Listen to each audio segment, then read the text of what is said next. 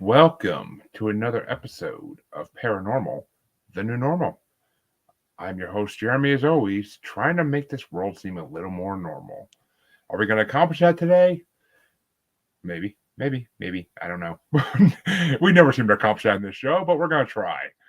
But of course, I have a guest to help me do that. And my guest today is Jessica Kareis, the Mystic Geek, also host of the podcast Spiritual AF Sundays. And I'm spiritual as fuck Sundays. I'll say it. It's my Yeah, show. just say it Okay. here, might as well. I don't care. My show's uncensored anyway. So, but welcome, Jessica. How are you doing today? I am doing great, Jeremy. How about you? Doing okay. My dog took me down today, but when you have a 100-pound mastiff, that tends to happen. Yeah. She wanted to chase the chickens. Hey, that sounds like fun. Yeah, tell it to my now covered in mud pants and shirt. But yeah. Ooh. Okay, that part's not as fun.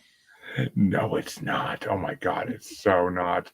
But I get to podcast and that makes everything okay again. So first things first, the same question as my listeners know that I ask everybody on this show. What got you into the paranormal? What got me into the paranormal? I was either a very sensitive young child or very creative, or por qué no los dos at that point. When I was really young, I had an experience where I could tell people's emotions, specifically my mom's. And there were some things that happened, and because of that, I saved my mom's life. I knew that she was heading in a dark place, and I let my dad know. As an 8-year-old, I didn't know, like, conceptually what was going on in her head, other than that she needed to be watched over. And I remember waking up that evening to the ambulance and paramedics trying to knock open the master bedroom door at that. So that was my first experience with the paranormal. I had vivid dreams where I was seeing things from the future, a lot of it symbolic or spirits talking to me. Um, that's all well and good, but I was a Jehovah's Witness back then. So that was a Oh, hard time for me. As an 8-year-old, I really didn't have outlets for it. It wasn't until I went to college and was able to A, be on my own, and B, Catholicism has a lot of mystic stuff if you know where to look. So those two things combined led me to go and veer away from first Jehovah's Witness, then various denominations of Christianity, into finally going and looking into witchcraft and Wicca and going that angle with examining the paranormal.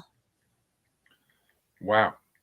Well, I hope that everything turned out okay with your mom. Oh, my Because mom's good. She's healthy. She's she is doing very good now. It was at that point in time, there was a lot of struggles going on, and in the mid 80s, mental health was not something that people talked about.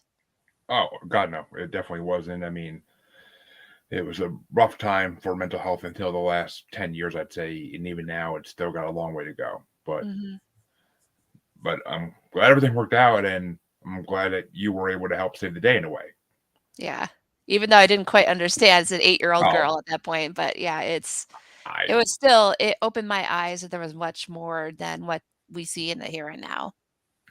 I mean, at 8 years old, I don't think any of us would ever react to that the way we would never be trained to react to that unless you come from a home that no kid should come home from. Mhm, yeah. So it's just a scary thing. But Mhm. I'm happy you found your path and that you found the right way to live your life. But let me ask you this. I mean, you kind of already glossed on a little bit, but have you had any experiences with spirits, ghosts, aliens, cryptids? Take your pick. Anything in the paranormal field. Got it. I'm also a psychic medium. That was something that I've learned along the way. So I do have interactions with ghosts, like the spirits of those who are dead, as well as land spirits, and then spirits of place as well. I have connections with those. Land spirits. Care to? Yeah. Kind of. What do you Okay. mean by that? So this is coming from an animist point of view. So animism is a folk belief across many different cultures that everything has a spirit to it. Oh, Yeah. like Native American beliefs, kind of. Native Americans, but it's not just Native Americans. A lot of other cultures have it as well. That believe that that all the objects, locations, they all have a life force or a living spirit that's attached to them. So being able to honor the spirits of the land, honor like a building can have a spirit attached to it or a sense of its own self, especially like newer developments, not so much, but like a house that's been around for a century or longer definitely has its own feel and almost has a sentience to it that you're able to tune into. Interesting.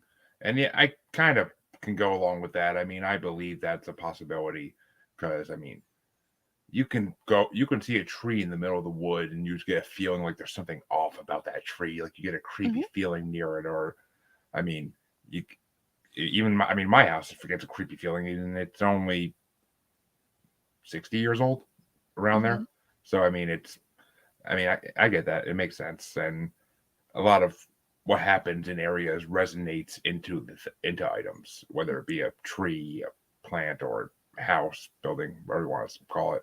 That makes mhm. sense. I mean, it really Yeah. does. And the Native Americans, and as well as a lot of other cultures, believe it as too. And the Native Americans were always intelligent people, so I tend to believe what they believe. Mhm. Especially since I live in Massachusetts, so I kind of have to go along with what Native Americans believe if I want to be in the paranormal field. But Got it. so, oof. So any particular experiences that really left you with goosebumps down your back, or that had you running back like Scooby Doo away from the ghost? I would have to say something it happened in the early 2000s, so before I really got into it. I was in college, I was still in that dabbling phase, and I went to a Christmas party with my boyfriend at the time, now my husband, and I remember I was having a decent time at that point, and my husband was just like, "Something's off." He doesn't really believe a lot of this, he just has very gut senses to it. And he was very insistent on we should go home. At that point, I'm like, "No, I'm having a great time. You can go home. I'll get a ride later."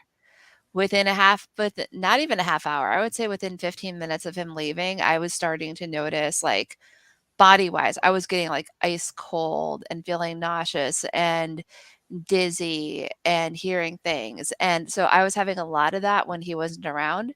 And at that point in time, I'm like, I went to my closest friends. I'm like, I need to go home. I'm not quite sure what's going on. And I was sick for 2 days afterwards. And it wasn't until later when I spoke to some of my more spiritually sensitive friends who were at the party that they mentioned that they did see spirit, like something was there. They weren't aware that it had went after me, but that was something we figured out after the fact. So that I would say that was like the biggest thing there that falls into the paranormal. A lot of other stuff that I actually no, with my mediumship work that I do for people, I get wowed almost all the time when try to tune into someone and I'll get like a scent or I'll get a memory or not even like a memory itself, just a general concept. And I share that what I'm sensing with the other person, the client. And many times I've had people break down crying because what what felt like it was vague to me, they knew exactly what was being referenced, and that was the spirit trying to communicate to them through that symbol, whether it was a smell, whether it was a sound or whatnot. I've had it where, like, the sound of rain, I'd think, "Okay, this is weird, but okay." And it turns out the person in question died in a car accident in during a storm. So, things like that, um, whenever I do, mediumship services, they wow and freak me out as much as they freak out my clients. I can imagine. I mean, I can only imagine. I wish I had the ability, but I just simply don't. But Yeah. which do you think that? Because I've heard this from a lot of mediums that they think everybody has the ability that people just don't unlock it like some people are born with it unlocked, but a lot of people have, everybody else has Mhm. to unlock it eventually. Do you think that's a possibility? I think it's very much a possibility. One of the people I follow on social media who's a writer, Matt Aron, he wrote a book called Psychic Witch, which goes into the whole like how it goes into like psychic development. And one of the things that he calls out is that children, their brain waves are open to all sorts of psychic experience from young childhood onward. It isn't until like age 7 or age 8 when people are starting to when children are starting to be conditioned to take part in quote unquote normal society that they start learning to shut that off. And then some people who live in households that accept it, they encourage the child as they're growing up to maintain that state of mind. Others who aren't as lucky, they have to learn how to turn it back on again. Makes sense. I mean, when your child has that invisible friend that they talk to, and Yeah. a lot of parents say after a while, just you're getting too over this, stop that ridiculousness. Mhm. And but other parents who are a little wiser are like, "Mm, keep talking to your friend. Maybe you'll Yeah. learn some things, and hopefully it's not a evil friend who's gonna do some bad things to this house, like Conjuring style. But hopefully, Yeah, a lot of the times when someone says that they're like a fifth generation psychic or a multi-generation witch, all that really means is they were never told at a young age to turn that ability off. So they've had the ability to tap into their psychicness or to do energy work, and they've been encouraged to nurture it throughout their entire lives versus some of us who basically had to put it away and then had to find a way of getting it back out again. yeah. See, I once again I am cursed because I got to grow up in a house that was built when I was 2 years old, and it had no bad land or anything, so Mhm. I didn't have any imaginary friends when I was a kid because I didn't have any spirits in the house to talk to. But regrets later in life. But then again, I hear some of the stories I hear. I kind of am happy about that, but I don't know. Mhm. It's a mixed bag. I think you get what you get. Yeah. Which have you ever had an encounter with evil or demonic spirit, for lack of a better word? I actually did. It was a brief encounter. So there are some branches of Christianity that do believe in the supernatural. They're called like the charismatic branches, like Pentecostalism, um, or sometimes they'll just label themselves as part of the charismatic movement, where they believe any spirit that's not angelic tends to be evil. So they kind of like put a blanket everything on there. But in this case, it was actually had a very strong dark sense to it. I was going yeah, it sounds weird to say you're going ghost hunting with a bear bunch of charismatic Christians, but I was basically what I was doing on a college campus, one time, and they were asking, like, "Okay, everyone like, spread out, see what you can sense," and this is going purely based on, like, gut feel. We didn't have any tools or anything else like that beyond our own natural gifts, and I kept, like, going towards a certain area. I'm like, "There's something here that doesn't feel right." And they looked and they found this very specific object. Once they got that object out of the area, everyone around could sense that, like, almost this huge weight had lifted, that things had gotten a lot better. Hmm. What was the object, if you don't mind me asking? It was a blanket someone had brought back from a mission trip, which mission trips being about, "Okay, we're gonna go into an impoverished area and, um, evangelize and everything else and basically colonize that area," and the thing they brought back had spirits attached to them that were not quite happy that they had been there in the first place. Ah, interesting. I always find it interesting when non-angelic spirits are like when they like to mess with like missionary groups or just religious people in general. Like I always find it interesting because it kind of makes sense like that they get what religion is almost, Mhm.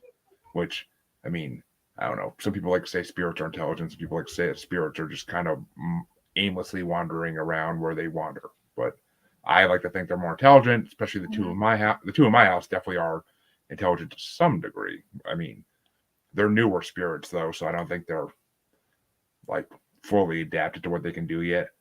Basically, they just float around my garage, and you could zoom in on their orbs on the camera and see faces, creepy faces, Got but it. faces.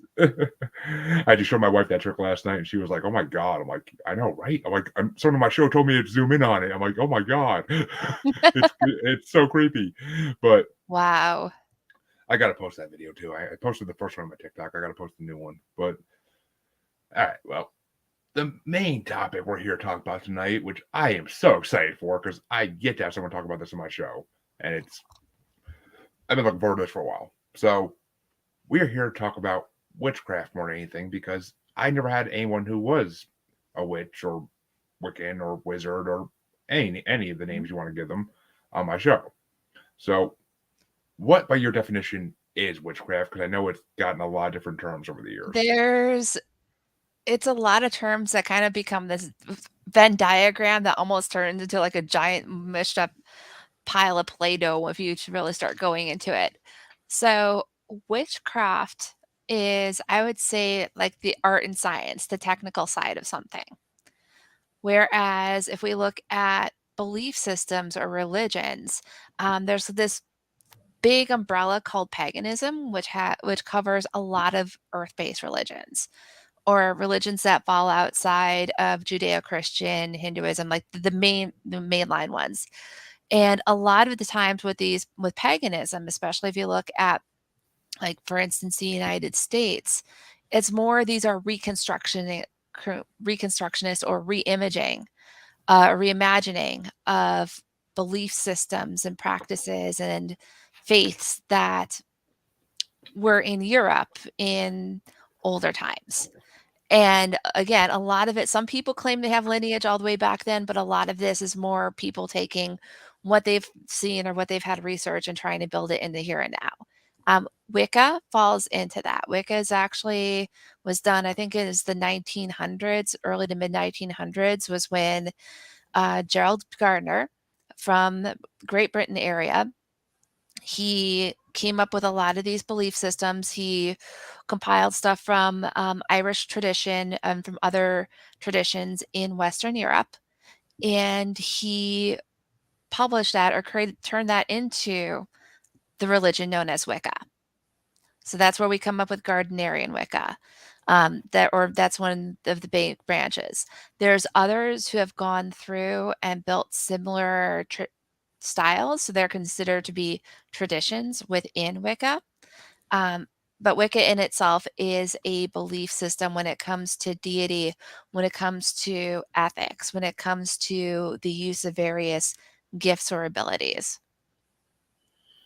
All right, kind of makes sense, but I mean, yeah, I mean, there are plenty of those out there. I see them all the time on Instagram, Facebook, where they try to boast about that. It's in their blood, and I'm like, so you went to ancestry.com and you just found out you're from a certain part of Europe, and now you're trying to use Mhm, that. But I mean, I do know people who are consider themselves witches or Wiccans, and like I'm friends with them. Like they don't mhm, like none of that stuff bothers me. It never did.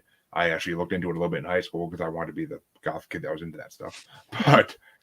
But I never took myself seriously and never really got far with it. But I just I'm not I'm not an empath like that or anything like that. I just can't. mhm, I never that door hasn't opened yet. But I, as someone who lives in Massachusetts, has been to Salem multiple times and is mhm. really into the history of it, I do love the history of witchcraft. And it's I mean we actually did an episode on it on my other show, Global Strangeness, but it's sad. I mean the history of how these people have been treated throughout the last few centuries is horrible. I mean Yeah. the persecution and all that. But And a lot of times when it comes to witchcraft, when they had the initial trials, a lot of the times what happened is that they would target people who are on the outskirts of society or those who were medicine women in their villages, those who knew how to use various plants in order to help other people. And because they didn't understand, well, how do these work? It's witchcraft.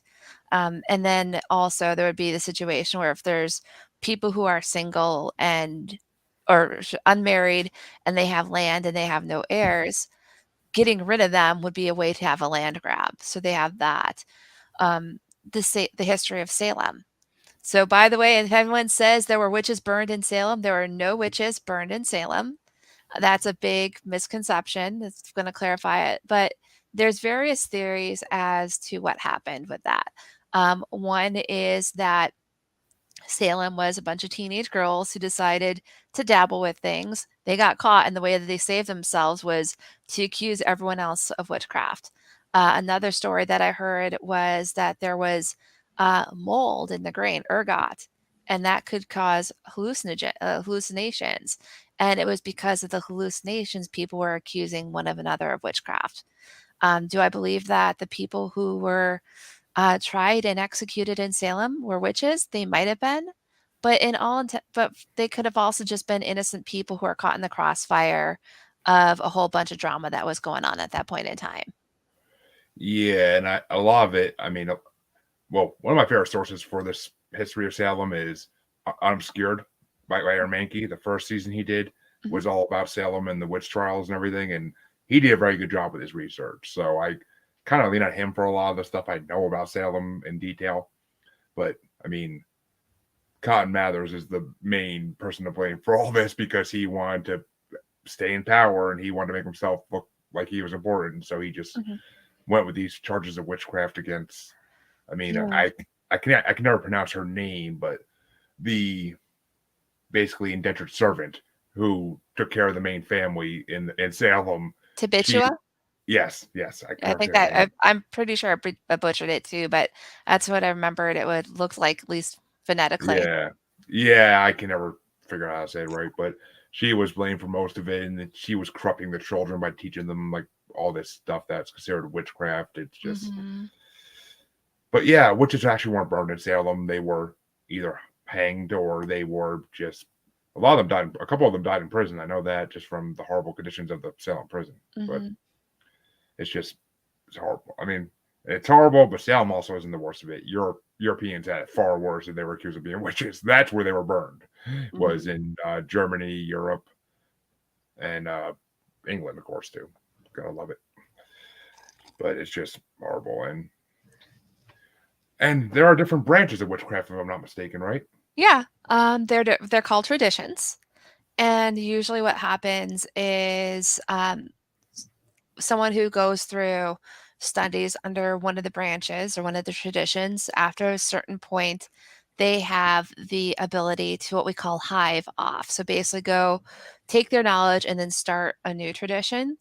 Or sometimes people will go and just spontaneously say, "Hey, here's my belief systems. I'm going to tack Wicca onto it." But a lot of times when we hear Wicca, those of us who are in the know are like, okay, what is that person's history? What is that tradition's history? And how does it go back to either Gerald Gardner or Alex Sanders, who has started the Alexandrian branch of Wicca? So they're kind of like denominations for Christians. They have different flavors of what they the core of it is central, the belief of a central source energy, of a god and goddess. Um, the use of the 4 elements, those sorts of things you'll see across the board. How they bring it about differs. The level of formality differs. The different levels of elevation, because these are initiatory practices that have different degrees, that's gonna be different as well, but the nuts and bolts are gonna be the same. Makes sense. Makes sense. I mean, it kind of well, I hate to do this comparison, but since I've been playing Hogwarts Legacy for the last 2 weeks, I have or last week, I have to. It's kind of like when you take your owls, and in the last 2 years of school, you get to choose which form of magic you want to go work with. Mhm. It's So kinda it's like that. kind of, I mean, but I hate to just throw a bone at J.K. Rowling on that one, but someone has to. But I think the closest analogy I found, it would be like the Christian denominations. It's the because theology background here. Like they'll all have this central core belief on it, but the way that they practice it or the way they express it is different. Not necessarily owl. That's more when someone's a little bit further along the lines and they want to look at what we consider to be our paths to power. So like divination, ritual, those sorts of things. You'll see those in different traditions. Like where do you focus your time and energy when it comes to the craft side of witchcraft? Yeah, which I mean, I've had my co-host of my music show is actually a tarot reader, and when he feels like it, he doesn't do it by he doesn't practice it really like on a full time basis, but Mhm. he has the ability to do it. And I've had tarot readers in here before. I've had what's her name? What's her name? Oh, Esther Sunshine out of Salem. She's been on my show before, and she's gonna come back because she is in the she's on some I could talk to her about so many different topics of paranormal Mhm. that's ridiculous, but she's a full-time practicing medium, clairvoyant, tarot reader, everything in Salem. Actually, I've been needing to get back to Salem since I had her on my show just to go talk to her. But so let me ask you this: because witches, there are still dark witches out there nowadays, right? Yeah. I mean, there's people who are good and there's people who are bad across the board, regardless of belief. Of course. But do dark witches actually have like power to do evil things, or is it just more like they hope and they pray that something bad's happened to somebody they're trying to curse? So across the board, one's ethos does not determine one's power level. There's a lot of things that come into it. A lot of it is either discipline or aligning like your what you want to do with the universe, like make the right time of day, the right planets, those sorts of things. Um, However, one of the things that comes across a lot of the witchcraft traditions is the concept of rule of three. I should say that's more specific to Wicca than witchcraft in general. But in Wicca, there's the belief that what you put out into the world comes back to you threefold. And it can be real. Some people believe it's 100% truth in that. Others believe it's more of like a guideline or FYI that whatever actions you take are going to come back to you. So if there are people out there who are using their power to try and cause ill in the world, it's going to come back to them one way or another. It may not come back to them as like what we consider to be a karmic blowback. It could be simply be that internally they start to become darker. They start to orient that way. They start to become more negative and be more critical of the world around them because of the hate or the anger or the malice that they've allowed to develop in their own hearts. Makes sense. I mean, I'm a big believer in karma and fate. I always have been. But I mean, and it's the old adage that people say like, watch what you do because it's gonna come back to bite you in the ass eventually. Hmm. And I mean, that's what my mom always told me that growing up. Like, don't like whenever I would get mad at like a kid in the neighborhood or something and like wish something horrible upon them, she would say like, don't say that because it's gonna come back at you if you try to. It may happen to them, but it's gonna come back worse to you, and I don't want to deal with Yeah. it. Which it's just. I mean, there's no. I mean, but there's no. I mean, a lot of people think dark witches. They think of like pop culture witches, like Yeah, exactly. which I mean, there's no witches out there that are going to turn any little boy into a mouse or anything like that. It's just I don't think that's Oh, yeah, I remember that book. The Witches by Roald Dahl. Yeah. And then they actually just remade it a couple years ago. It's a very good movie. Yeah, I remember the movie too. It's like it was a sad but adorable ending on it. Oh, it's yeah, the ending's adorable. I mean, with the witches in those movies, like they do a good job. They look so Yeah. terrifying. Scared the crap out of me when I was a kid. So, how does how do the witches who have been in whose lineage actually goes back generations of doing this practice, how do they take it now that in the last 20 years every female in college who wants to be different it says I'm Wiccan or I'm a witch? Like how does it make them feel?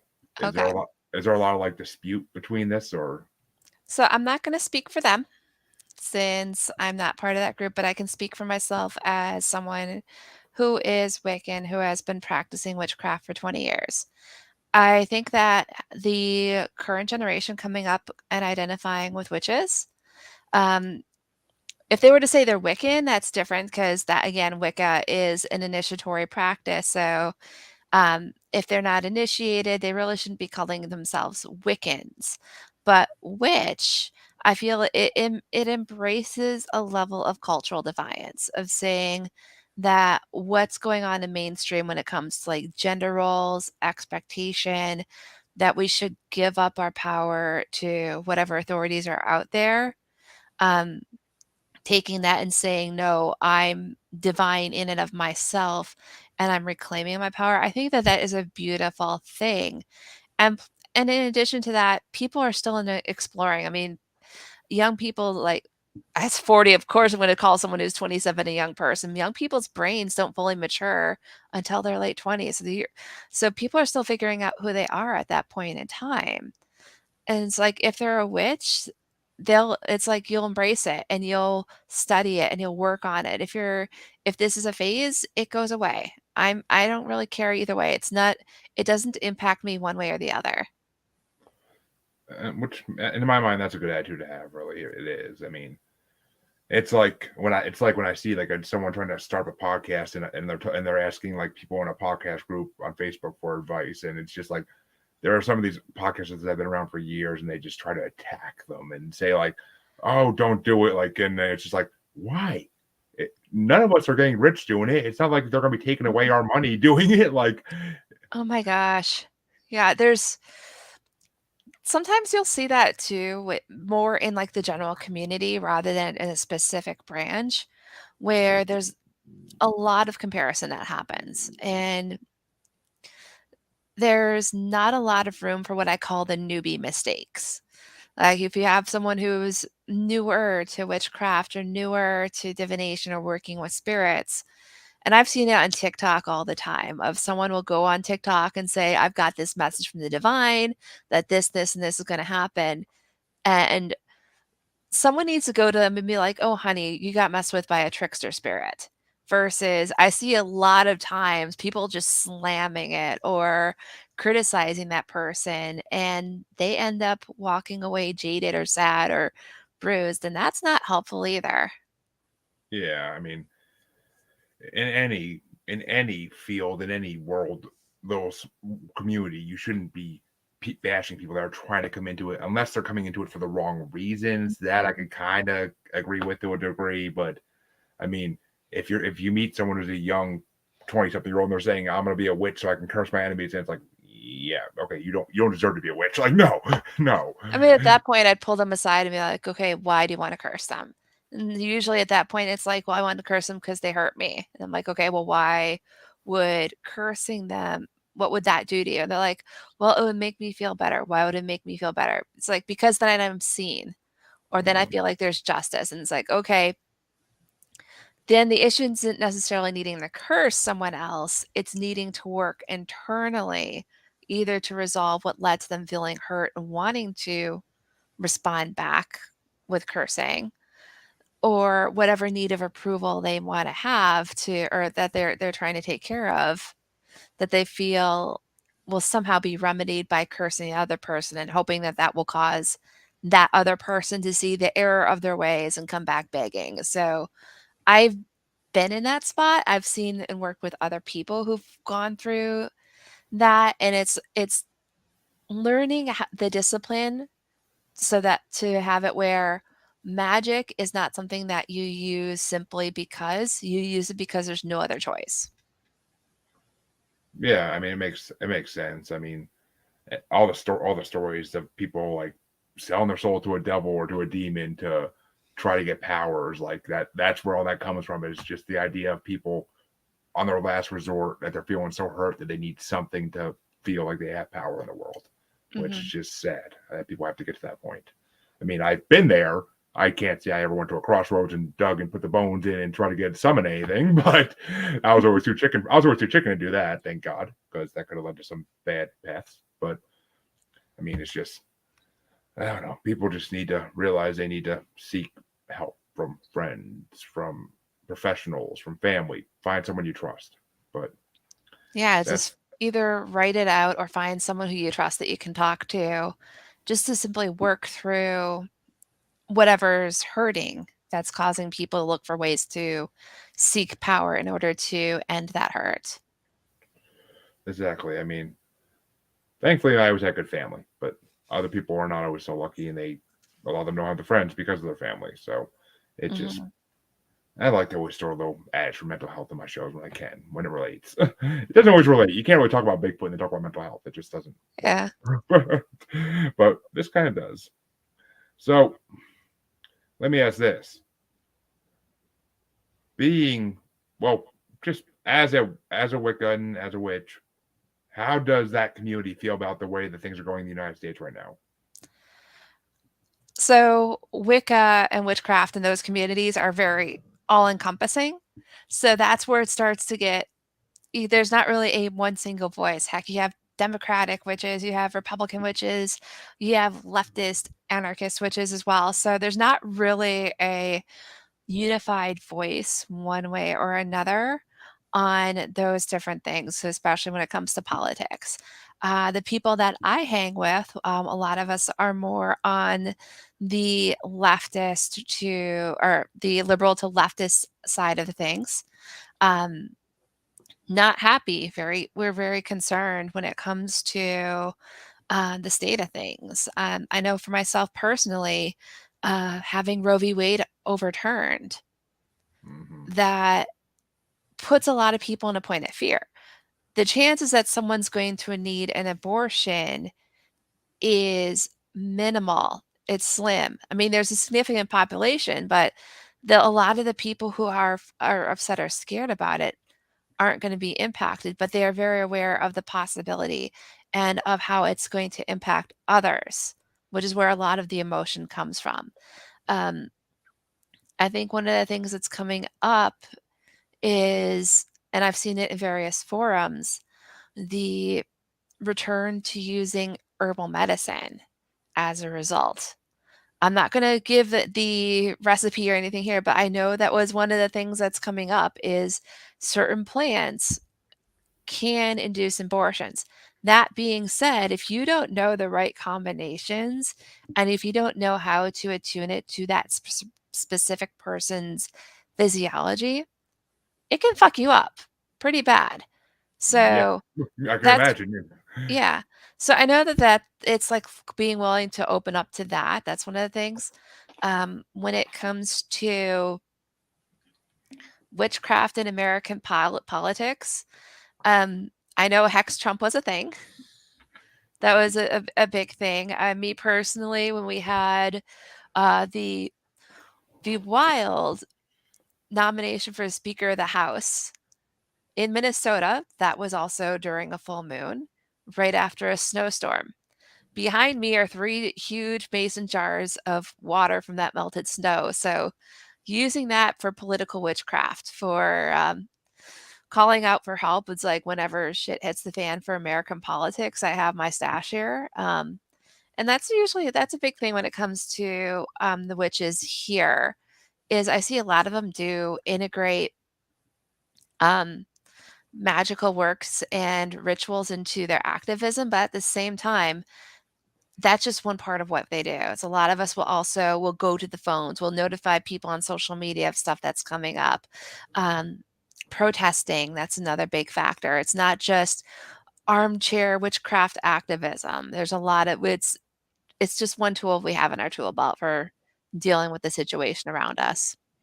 Mm, which makes, I mean, it makes sense. I mean, I can't. I mean, you're not gonna see a coven of witches at a protest like chanting spells or anything, of course. But I mean, it's more of like the mental idea of it, right? Like the mental idea of projecting it out into the world what you want to happen. Mhm. So, Yeah, it's projecting it out into the world and then taking action on top of what you're projecting out mentally. which, yeah, I mean, well, I mean, hopefully it works because the United States is pretty fucked right now. So, as is the world. The world is Mhm. pretty fucked right now. I'm not even I gonna mean, put up. let's Turkey and Syria with the earthquake, I mean, they're in a dire strait as well. The Ukraine. Another big Mm, issue. It's not just the United States. I mean, we're the United States is more front and center to us because we live here, but there's a lot of other things that are going on in the world mm. that are challenging. Though from a paranormal standpoint, the United States is doing pretty good right now with shooting down UFOs. So yeah, that's kind of a new development in the last week or so, and I haven't heard that much about it because I'm pretty sure that the Men in Black swoop in as soon as it happens, and wherever they shoot down, they grab and take. But because I haven't heard about anybody finding anything, but I could be missing things, but quite possible. I mean, they could be weather balloons with sensors on them. They could be UFOs. So if they were UFOs shot down at this low of altitude, that Yeah, would be I mean, something. yeah, it would be, and I mean, as I saw someone post on Facebook today, if it really is aliens coming down here, then we're not saying a good message. Yeah.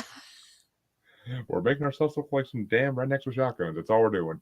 But it's sad. It really is. It's just, I'd be the person like an Independence Day on top of the building with a sign like take me, get me off this damn planet." But anyway, so what is your advice to any of the younglings out there who want to take upon the path of witchcraft or Wicca and try to embrace it themselves? What Um, what are the do's and don'ts for them? okay. So first off, understand your why on that one, whether it's if you're looking for if you're looking to hex your ex or hex anyone else out there, this is probably not the thing for you. This is if that's your first reason why you want to jump in is to cause harm or to inflict vengeance, you may need to take a step back. I would recommend journaling, talking to family, friends, therapy, those sorts of things to deal with that internal wound because this path is not for the faint of heart. There is a lot of transformation that happens, whether you like it or not. Going through and the studies with this does change you. And what I mean is that you go through, and as you're doing more and more work, it's not just outward magic. You're looking inside, you're working on healing your wounds from your childhood, all your various traumas. Those things come up and you have to work through it. And it's a lifelong task on that one. So if you're not open to that, then I would steer clear on that one. Um, beyond that, beyond the inner working thing, um, be open to new information. Also, be open to looking at what has been done before, looking at traditional sources. Granted, some of them are a little bit problematic because they were written at a time frame where people weren't aware of a lot of social issues. Um, but they are still it's still good material to look at and understand how different beliefs have progressed through the centuries prior to the last couple hundred years to now. So those are the big things: the inner work, research, and accept both new as well as older sources. Very well put, I think. And is there actually like a place that like or a website these younglings can go to learn more about it or anything? Like, is there an informative website that like a group of witches have, or Wiccans have put together to try to help people? Thing with Wicca is it's decentralized. There's not really a overall governing body or group on that one. If you're looking for resources that are out there to understand just the practice in general on a very high level, I would recommend Psychic Witch by Matt Oren as like a starting book to understand like the basics of the craft in and of itself. If you want to look at specific traditions, then just typing in that tradition's name in Google, you'll find a lot of information that's out there. There is a writer out there, Thorn Mooney, Thorn with an E, Mooney, who has written books about traditional Wicca or Gardnerian Wicca. So, and she's a more contemporary writer. So it's really thin books, but they're packed with a lot of info. If you're curious about like, well, what does Wicca entail, or what about the various branches of Wicca? How do I even get How do I even start looking for a coven to join? Those sorts of things. Her books, I would say, are a good starting point for that. Nice. I've heard that name before, though. The Thorn name. I know I've heard that. Mhm. I don't know why. I never really looked into it, but I know I've heard that name somewhere. That's interesting. Synchronization. Gotta love it. So let's kind of jump over to your other, I would say profession, but let's say your other, the other half of you. The so what is it like being a tarot card reader to you? Because I always like to find this out because everybody's different Mhm. answers. So I liken it to being a bartender in that I get people to open up, and all I'm really doing with the cards, so the tarot cards themselves, I believe the right cards show up at the right place at the right time. And part the job of the tarot card reader is to be able to discern what those cards mean and to relay that in a way for the person across from you on the table to be able to understand. Now, for me, because of my psychic abilities, I'll put the cards out there. I already have the book knowledge of what the cards mean and the different patterns I see, but sometimes I will get more than what's there, and I will share that with the client as well. But a lot of it is I share these tidbits to get them to mentally process what's going on in their life so that they can make the change. Because I can give them every piece of detail out there on their boyfriend or the partner, what they're doing, or what's going on with this interview, or all these different things that are going on that they're concerned about. But until it sinks into their head that they have the power to affect those situations, all the things I share are going to mean nothing. Yeah, which I mean, of course, if it's like going to see it's like going to see a therapist, Oh, yeah. you're not going to hear what they're saying. Like you're just going to try to blame everybody else for your problems and not actually look inward. It's the same. It's Hmm. the same mindset. It's like you have to be willing to look inside you before you can look outward for issues. Yeah, And exactly. which is why therapy didn't work for me for all my teenage years. But I figured that out later on because therapy doesn't. Yeah, it didn't do nothing for me in my teenage years. But as I got older, I realized you weren't trying, you idiot. You just weren't trying to get the help. Yeah. But but another question I like to ask tarot card readers: what like are the most common questions you get from people about like I mean I'm assuming I know what most of the answers are going to be on this, but I'm always like it's always one of those things I wonder. Like the most common questions I get? Like most like yeah, like the most common questions you get All like right. topic wise. So topic-wise, they're gonna fall into one of 2 categories. There I mean, sometimes we'll get more, but these are the 2 main ones. Romance and work, or Hmm. relationships in general and work. Work's usually like, "My job sucks, my boss hates me," all this other stuff. "Am I gonna get fired?" Like, those sorts of things, and it's like, "Well, you're giving me all the red flags of what's going on, and I don't know if I need the cards for this from everything that you're saying, but I'll go ahead and do this." So at that point, it ends up being like part tarot card reading, part coaxing them to realize from themselves different things. On the romance side, it's falls into one of 3 categories. One being someone is new and a little insecure in their relationship, so they wanna check in. They wanna see just because and what it really comes down to is they're afraid of something going on. Nothing's happened in the relationship in and of itself, but it's their own insecurities that are popping up. The next group I would say is where there's a genuine issue. There's something that's gone on that they've observed, and they're rightfully concerned about the relationship and they are looking for guidance on what to do next. The third group are those where the breakup has already happened, the relationship has ended sometimes 2 years after like, prior to meeting me, it has ended, it is, like, stale, and they're asking, "When is this person gonna get back?" Or a subset of that is, "How does that person feel about how they hurt me? Do they regret what they've done?" And at that point, it's no longer about the relationship or anything else, it's about how that person has been hurt and Yeah. how they're relying on something outside of them for their own healing, mainly an apology that may or may never happen. Yeah, they're clinging on to that rope and that rope is breaking strand by strand, and they can't seem to climb back up even as it's about to snap completely. Mhm. Like, yeah, I mean, I've been there. It's not a fun place to be. Yeah. I never went to get a reading or anything for it, but I just kind of drank and smoked my way through it. But eventually, you do heal from those. It just takes a little while longer, and some parts of you may not heal ever. But I mean, it's Mhm. just you got to learn to self medicate with that kind of. Or find someone who makes you happy. That's what it Mhm. is. You gotta find the next person that'll make you happy and put all your effort towards them, and then you'll eventually forget about the past.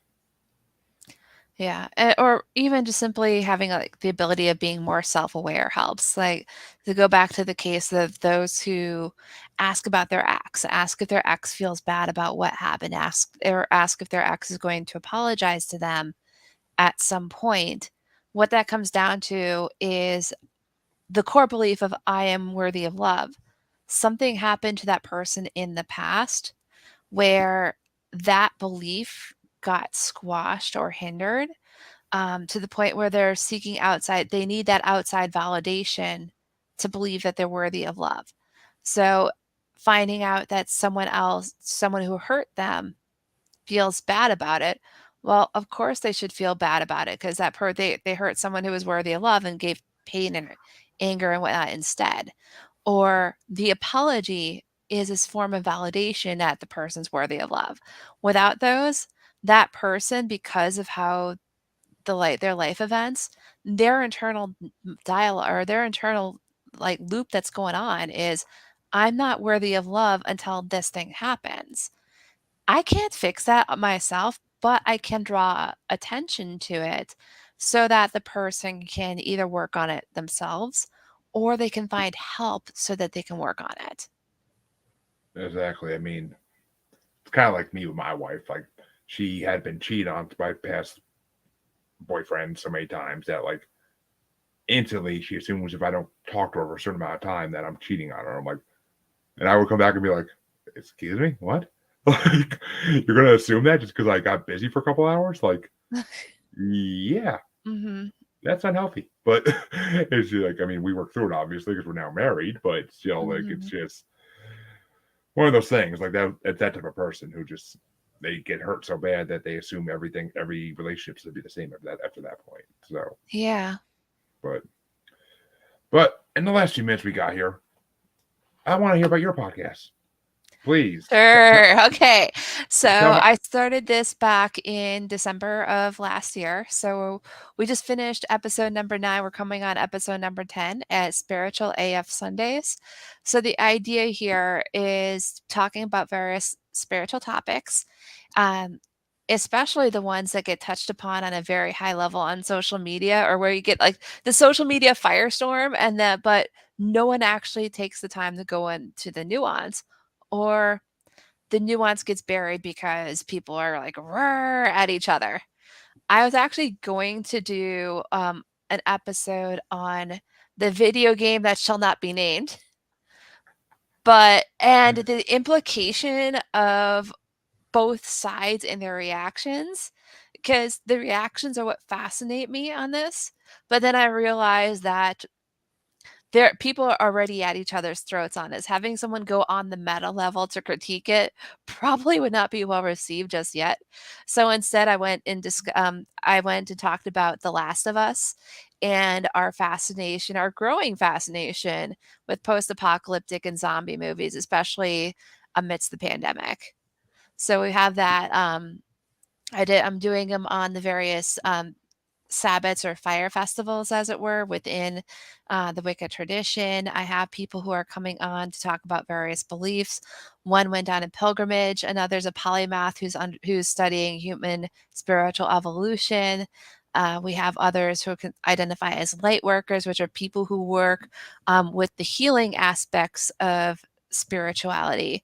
And we have others as well. I'm trying to hunt down someone who is a video game player to say, "Hey, do you want to talk about the implications of playing a character that's evil?" Because there's morally, there's games out there like Bioshock and Dragon Age and Mass Effect where you can play an evil character. And I want to talk about the spiritual implications of that. So, all sorts of fun topics. Well, I mean, volunteer here because I tend to choose the dark side in every Star Wars game, but and I mean I don't know. I just Yeah. it's you have better powers in every game when you're a bad guy. Oh my gosh, like, they it design was it that way. so obvious in the BioShock series. It's like, okay, you have the little girl with the power slug in it. If you rescue her, you get this small amount. If you extract the bug in a lethal manner, you get this amount. Vampire with a Y, same thing when it comes to harvesting blood for your Yep. vampire character. And it's like being good is so hard. And but I at the same time, we cringe at the evil side. I killed everybody in that game. I just killed everybody in that game basically and Oh drank their my blood for power. gosh. I just, I mean, I mean, basically, it's like this game that shall not be named that we talked about earlier. Like they give you the option: do you want to learn the dark spells or no? And Yeah, that's it's like, who wouldn't? yeah, I've been saying, exactly. I've been saying for 20 freaking years they need to make an open world RPG based on this book series where you can go around and cast Avada Kedavra at everybody. Like that's what I always wanted. I mean, Yeah. it's not even to be evil. It's just how cool would it be if you could say two words and someone dies? Like it'd Mhm. be like I mean, younger me said this. Me now, I mean, I would need a little more implication for that. I mean, yeah, show me a criminal who has done really bad things to really innocent people, and meh, to toss up. But Yeah. And actually, the reason why I was going that route was because of some of the things I've heard about the game that shall not be named. And like people being like, oh my gosh, you can do all these evil things. I'm like, but does that really make you evil? Or does that really make a bad person? Or are we going back to the days of the 1980s satanic panic at D&D? Are people freaking out over Grand Theft Auto and all the stuff that you could do there? Is like, okay, yeah, there's a lot to unpack with that, so I wanted to bring up on a video game nerd to talk about that whole topic, and I think I just got a message from them, so I'm excited, just like, "When can I schedule you in?" So well, and I then I look mean, at what's on goes on Twitter and or TikTok and various spaces, I'm uh, like, "Do I even wanna touch this with an episode?" I'll wait well, 2 to 3 months before it cools off. honestly, if I was you, I would touch it now and hashtag the crap out of it, and you will Yeah. get it'll get you listens. But personally, I mean, if I had video game podcasts, I would be all over this in a sec, or any podcast I can relate to this, I'd be all over in a second. But the paranormal doesn't really branch into the game that shall not be named too much, at least. I mean, besides some trolls, but Yeah. which are fun to kill. I mean, they're trolls, so I don't feel bad, but they're trying to kill me, so I mean, it works. But Mhm. yeah, I mean, see, I'm one of those guys on Facebook that's out there defending it like it's one of the most amazing things ever created in the last 5 years in video games. Like, why are you mad at it? Forget the person who wrote the series and the horrible things she said about people. Like, she has nothing to do with this game. Nothing. It's just her. Mhm. They got the license. That's all they got from her. But I mean, it's just I don't know. People are so engrossed in their beliefs and feelings. I just accept no one's if I say anything, it's not gonna change anyone's mind. Well, So I exactly. just, like, back away, let people be mad.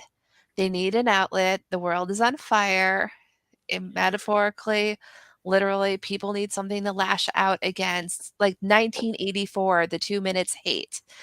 That's the whole that's a 1984 is a George Orwell book that looks at um, Oceania, or whatever the name is, and it's this world that's fallen into this authoritarian state. And but one of the things that comes up is that people vent their anger at this target, which you find out later is a fictional target, but it's a target out there. And it was just like this 2 minutes of rage. And even though it's considered to be voluntary, people once you get in, you're hooked on it. That's the big thing on it. And I feel like this what's going on with J.K. Rowling, yes, she has said some pretty shitty things.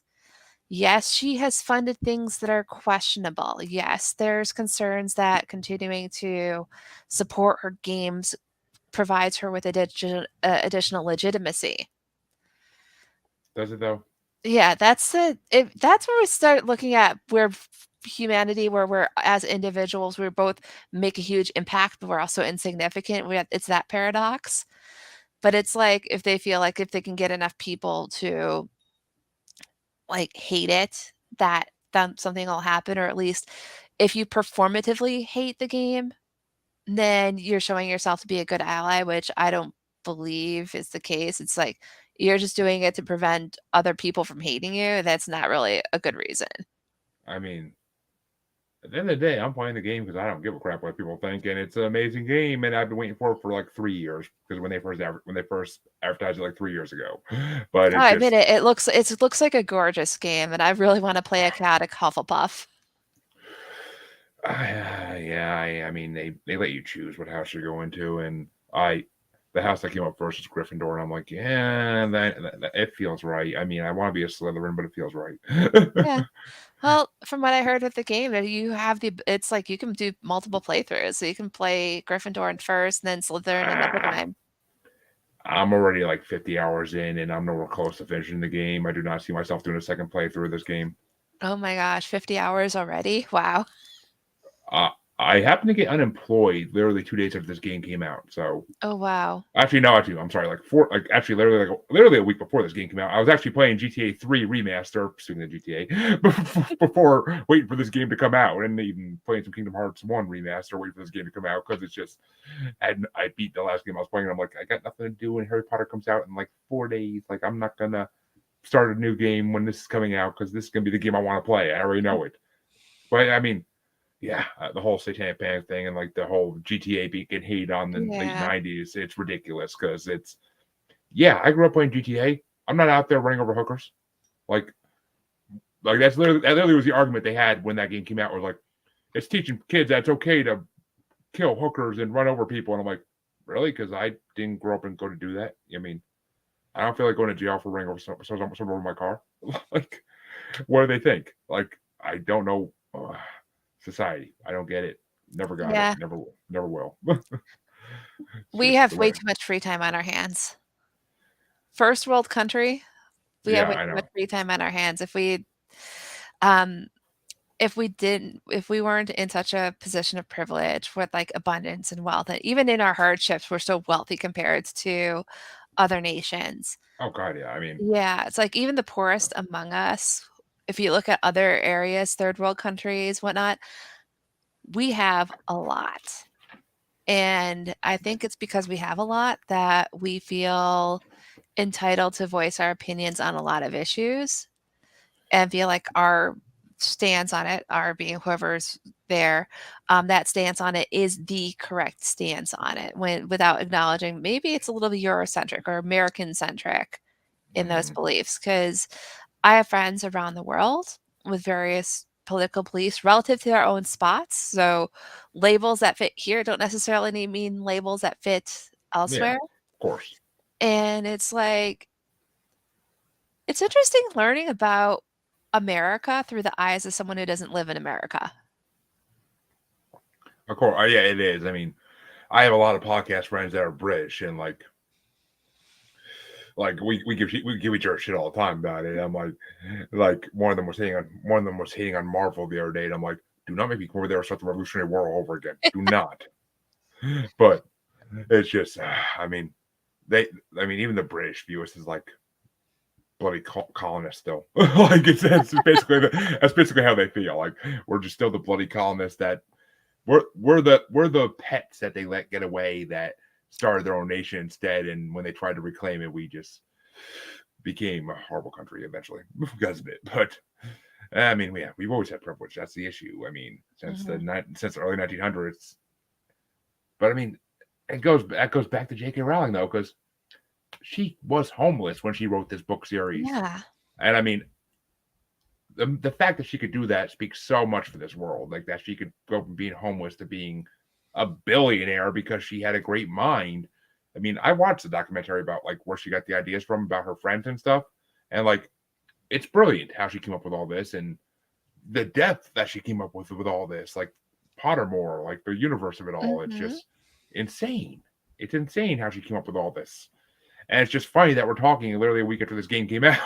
So, Yeah. like I could, I Well, if we've tangented, I'm cool with having this tangent. I totally did not plan that happening, listeners, but it just happened that way, and I am 50 hours deep in this game because I'm unemployed currently for the last 2 weeks. So Yeah. it just, and I got nothing better to do than apply for jobs in the morning and then play this game for until my kids go home from Mhm. school. But it's just, it's such a good game. Oh my god, it's It's like a gorgeous game. I will say that it is uh, a gorgeous game.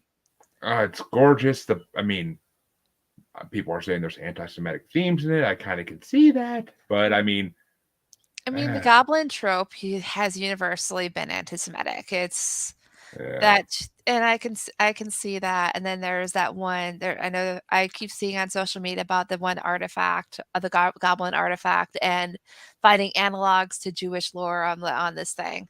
It's like some sort of decorated horn or whatnot that has gorgonzola cheese in it in the game.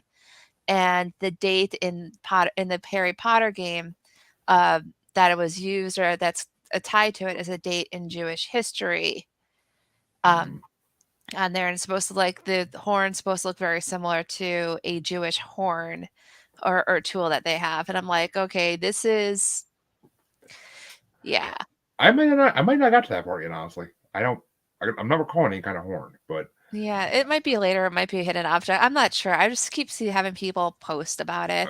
because of course, if one person finds it, then get reposted like crazy. Yeah, But I mean, yeah, it's it, um people look for symbols and they may have been done innocently or someone did not go through the Anti-Defamation League website with a fine-tooth comb on something, and uh, then next thing you know, it leads to an outrage. I mean, So well, I mean, I will say, like, yeah. it's what do you call it? Well, I mean, I saw a post on Facebook today about it. Like, I saw a Mhm. video on it. Like, Rihanna at the Super Bowl halftime show wearing all red, doing the Illuminati symbol at one point, and Yeah. some Sam Smith or whatever his name is at the freaking Grammys doing the same thing in all red. Like people look for things where they Mhm. really like there probably is nothing to do with anything Illuminati based out of these two acts, but I mean, Yeah. could be. I am a firm believer that there's Illuminati and there are people controlling our world. I am a firm believer in that, Mhm. but it's just I don't like to look for little things everywhere that Yeah. lead to it. Like there's big signs out there that lead to it, and that's what you need to focus on, not the little things. Yeah, and I see it too within the gaming industry that, um, people actively look for the dog whistles, the signs Yeah. of hate speech, antisemitism, those sorts of things that are, like, baked into something or hidden from the casual onlooker. So then you start you on one hand, yes, this there is the potential of it. I will flat out say there is that but always gonna be that potential. But sometimes it's like you're looking for ghosts that aren't there or looking for something that's not really there and you're pulling at straws and trying to like build an argument of this is bad because of this one thing that is random. A couple years ago, so Vampire the Masquerade is this tabletop game that's been around for who knows how long. In the process of developing V version 5 or V5, they went through and they had in the book an example dice roll. Now, they use 10-sided dice. And usually the style guide is if you're going to do a sample dice roll, you put the result in numeric order. They rolled a 1, a 4, an 8, and an 8. So they wrote that as like 1488. Now, some people might look at the 1 4 like a die rolls of 1 4 8 8 and think, okay, nothing of it. Others see the Nazi symbols in there, the 14 words, and 8 8 being HH or Heil Hitler. And the people who write for the games, they were like, "What the fuck?" when people call that out. They're like, it had not dawned on them what this was. It wouldn't have dawned on me either. Yeah. As you're explaining, I'm like, that's pulling at fucking threads. Like that's pulling at threads to put that together. Like I'm trying to think like 1488. I'm trying to think of my history. I'm like, did anything happen in 1488 that's that important? Yeah, that Like, was what I was trying to figure out too, and then it's got explained. Or the whole concept going back to the whole idea of the ethics of playing an evil character because Vampire the Masquerade is an analog to the real world through the quote unquote world of darkness. One of the concepts that was written up in version 5 is a Nazi Bruja being one of the vampire clans that they have there. yeah. The thought that Nazism exists to the point where it was actually being written about as a gaming concept brought a lot of outrage. So And these people never played any of the army games where you can kill undead Nazi zombies. Like, there's a difference between killing Nazi zombies or having it as a potential character concept for a player to either play on their own or for the story runner to have as a character that they could interact with. That was I what mean, got a lot of attention. if you watch Fantastic Beasts movies, Grindelwald is basically Wizard Hitler. That's basically what he is. That's basically what Voldemort is. Like every bad guy in J.K. Rowling's universe is basically a Wizard Hitler because they want to. It's all about pure blood. Like that's what Mhm. even in this game, it's what it's about to some degree. Like there's mentions of it a lot, and like no, this isn't really a spoiler because everybody should know it because it's actually they talk about it in all the books. Mhm. What's his name? Black. Serious? No, Not his serious Black. father, their father. Why can't I never think of his name? Phileas or Nigellus? What the hell is his name? Phineas Black. Phineas Black, Sirius Black's father, is the headmaster of Hogwarts in the game.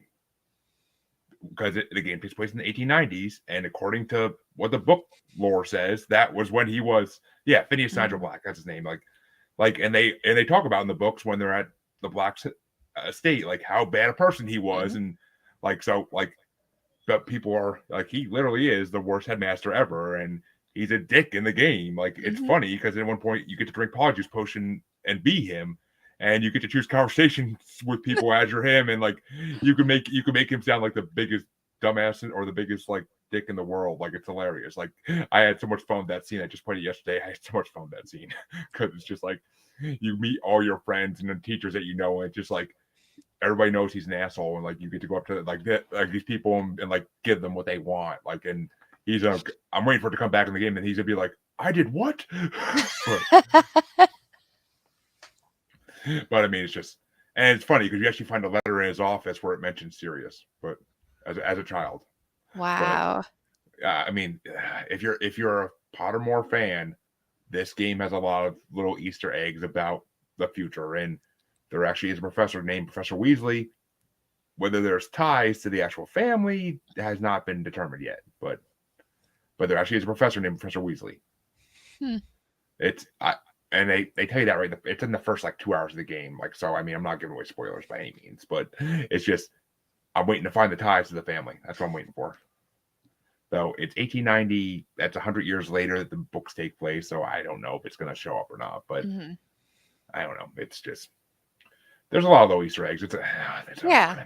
It's amazing. But I have to finish. I have to finish it by April because that's when Jedi Survivor comes out. So Priorities, yeah. oh, priorities. I mean, Yeah. it's And I know we've gone on a tangent with the whole J.K. Rowling and with the Harry Potter games, since we're actually just going to call it out now. But I feel it does tie into maybe not just witchcraft, but more like the ethos side of it, of understanding our. It's like understanding the impact of or that we have in the world, or the potential lack of impact we have. Whether it's like if some people believe that, but that they need to not play the game in order to be able to take a stand and make a better world, that's on them. If others believe that they involving themselves in the game, playing the game is not going to have an impact, that's on them as well. It's people, it's like live and let live. Now, if people are going off and actually causing genuine harm to other people, that's when we take a stand. But things like playing a game, yeah. yeah, I mean, if someone is going out there and performing anti-Semitic acts of terror for and calling real, yeah. and calling them goblins in the process, then maybe we could see a little bit of a tangent. But Mhm, that's like blaming Columbine on Marilyn Manson just because his CDs were in the kids' room. Come on now, you're pulling at threads and you're looking for something to blame and something to hate. That's all people are doing. If you mhm, don't want to play the game, don't play the game. But I'm telling you right now, you ain't gonna affect nothing because mhm. the game has already sold billions of dollars worth of copies. Like Yeah, you're not gonna affect nothing. The money's already been made. They paid everybody already, and yeah. the people that made it are celebrating the great job they did. And I hope they're making DLCs right now for it. I really do. Because, ooh, I mean, you're a fifth year in this game, as far as I know. You don't go beyond that. I mean, I'm not at the end of the game, so I could be completely off, but still, I mean, it's be nice to have DLCs where you're in sixth and seventh year. Just saying, which leads to a sequel eventually. Hopefully, I'm just putting it out there in the universe to come about true. Who knows? I keep seeing sales numbers for it. I've been following that because I'm curious. So it's like, all right, well, this is becoming one of the most popular games, at least on the Steam side when it comes to downloads or number of concurrent people playing. So it sounds like it's a successful game Oh, from that it's regard, and I would not be surprised if more comes from this. I wouldn't be either because I've been saying for 20 years they need to make this game. It just took them 20 years to do it. So Yeah. since I read the freaking books in middle school and high school, I've been saying these books they need to be turned to an open world game even before open world games were a real thing. So, Mhm. but I mean, it's just when dream. See, I put it out in the universe 20 years ago. It took 20 years, but it came true finally. Like, like I Well, should. if they had, like, made it 20 years ago when you, like, put it out in the universe, we'd be having Final Fantasy VII, the original game graphics. True. Yeah. Yeah, the cube people version. As someone who was playing GTA 3 remaster a week ago, the graphics are almost unbearable even in the remaster of GTA 3 compared to what we have nowadays. So, like, Yeah. I I used to think the freaking girls in that game were hot when I was a freaking kid, and now I look at them and I'm like, what was I thinking? They're not even. They don't even look like women. They look like drawings of I don't even know what. Like they don't look like anything. They look like stick people. That's basically what they look like stick people. Yeah. Oh my god! Like it was an eye opener. Turn that game on for the first time in like 20 years and be like, this is remastered. What? Like this doesn't look remastered. But Reminds me of looking at Final Fantasy VII, the remaster versus the original, and then when I saw the original, I'm like, "This is the game where all the people had the hots for Sephiroth?" Like, this little bubble dude. I'm like, "Wow, there's a I, lot of fan art had to be generated to get to that point." well, as a Kingdom Hearts fan, I could see where that came from later on, but because Sephiroth is in Kingdom Hearts 3, but oh god, I can't wait to play that. I can't wait to get to that point. But Kingdom Hearts 3 was so amazing. I can't wait for the next one. Somehow But we turned this into a video game podcast, and I'm all for it. well, when you're talking to someone who calls himself the Mystic Geek, you gotta assume video games are gonna be in the talk Oh, somewhere. I yeah. mean, just saying. And my listeners all know I'm a huge nerd. I think I dropped a couple things about Hogwarts Legacy last episode too. So it's just I always bring into the conversation what I'm doing in my own free time as well, and it kind of sometimes matches, sometimes it's just like a complete tangent, but this time it actually worked. So, and you can't talk about witchcraft without talking about the biggest witchcraft game to come out ever. Mhm. Literally, I mean, I like that you brought up Vampire. That's a very little known game that uh, I I love that. But you're talking about the actual video game, right? Not the tabletop version originally. Yeah, the video game version. Okay, with the The one sexy, that was set during the Spanish flu. yeah, with the sexy guy in the cover, yeah. Yeah. The irony was I started playing that game in February of 2020. I me, had to stop. me I too. had to stop a month later. Me too. Oh, I didn't have to stop because it was just what I mean. The Spanish flu really did happen 100 years before COVID, so Yeah. the world works in cycles. Yeah, that's another part on that. It's like what happened before will happen again. But I mean that game was fun. It was just then you kill people you shouldn't have killed, and you can't do certain quests, and it's like, oh, come Mhm. on, like they shouldn't design it like that. You shouldn't be able to kill people you need, but whatever, it is what it is. But before my wife kills me for being I was doing this about so to long, say, we've been uh, going for a while nerding out about video games. yeah, before my wife kills me for podcasting forever, why don't you tell my listeners where they can find you, where they can find your podcast? Just promote yourself to the fullest. Sure. So you can find me at themysticgeek.com. Um, the Mystic Geek on most social media platforms. They'll either be straight one word, The Mystic Geek, or Instagram and on Pinterest. You have to put underscores for under like the underscore mystic underscore geek because someone got there first. Same with YouTube on that one. Spiritual AF Sundays you can find either on my website, mysticgeek.com, or spiritualafsundays.com because I went and got the domain name because I'm smart like that. So either way, and then Spiritual AF Sundays you can find on most of podcasting platforms as well as on my YouTube channel. Which of course I'll have links for all that in the description of this podcast as well when it drops. And when I put all my episodes on YouTube, so you'll be tagged right in the title of that one. So Awesome. they can click and go. But thank you for coming on. It's been an amazing episode. I've Mhm. been excited about this one for a while, and I was right to be excited. See, I'm never wrong, universe. Well, about podcasting. You hear Yeah, that? Jeremy's never wrong. you ask my wife, you make a different story. But but all my listeners know you could find me on Facebook as Paranormal the New Normal / Maniacal Music Musings Podcast with an S Facebook group. You can find me on Twitter and the Gram as @JuggaloBastard. You can find me on TikTok as @JuggaloBastard Podcast, and you can find me on YouTube as Paranormal and Normal, where this episode is currently streaming. Whether anybody's watching on YouTube right now is a big fat negative, but they'll watch eventually. They always do. Yeah. But thank you again, Jessica, for being on. It's been an amazing episode, and I cannot wait to put this out. But and all my listeners and watchers, thank you guys. I'll see my listeners in half a week. To my watchers, I have another interview tomorrow night, so I'll see you then. Have a good day, everybody.